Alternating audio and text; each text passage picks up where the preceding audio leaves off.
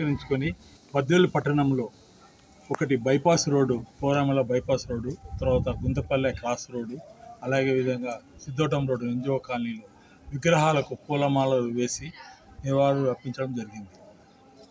ఈ యొక్క కార్యక్రమాన్ని బద్వేలు అధ్యక్షులు అంటే మున్సిపాలిటీ అధ్యక్షులు సుందరామరెడ్డి అన్న గారు, అదేవిధంగా బద్వేలు మండల ఇన్ఛార్జ్ అంటే మండల ఇన్ఛార్జ్ మల్లేశ్వరుడు అన్న గారు, అదేవిధంగా అట్లూరు ఇన్ఛార్జ్ ప్రభాకర్ రెడ్డి గారు అధ్యక్షన, అలాగే మాజీ municipal vice chairman Shri Sai Krishna గారు, వైఎస్సీపీ నాయకులు అందరూ ఇక్కడికి వచ్చి బ్రహ్మాండంగా జరిపించడం జరిగింది.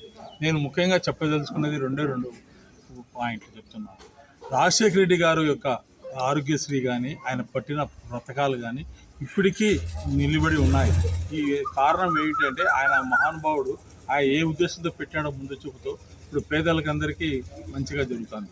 అదేవిధంగా ఆయన తనయుడు ఉన్న 5 ఏళ్ళు ముఖ్యమంత్రిగా జగన్మోహన్ రెడ్డి గారు ఉండి ఇప్పుడు చూడండి స్కూల్స్ కానివ్వండి, బడి పిల్లల విషయంలో కానివ్వండి ఎంత చక్కగా స్కూల్స్ కానీ గ్రామ సచివాలయాలు కానీ ఇవి పెట్టారు. ఆ వీళ్ళ వల్ల మొత్తం ప్రజానీకమంతా బ్రహ్మాండంగా ఉన్నారు. ఇప్పుడు చంద్రబాబు నాయుడు గారు 2 ఏళ్లలో వచ్చారు కూటమి ప్రభుత్వం.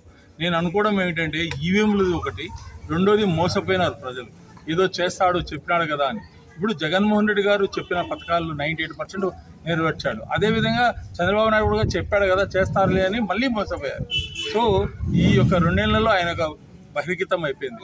కూటమి పాలన ఘోరంగా దెబ్బతింది. నేను ఒకటే చెప్పగలుగుతున్నా, వచ్చే ఎన్నికల్లో ఎప్పుడు జరిగినా ఎన్నికలు 2029 లోపల జరిగినా కానీ జగన్మోహన్ రెడ్డి సీఎం అవుతారు.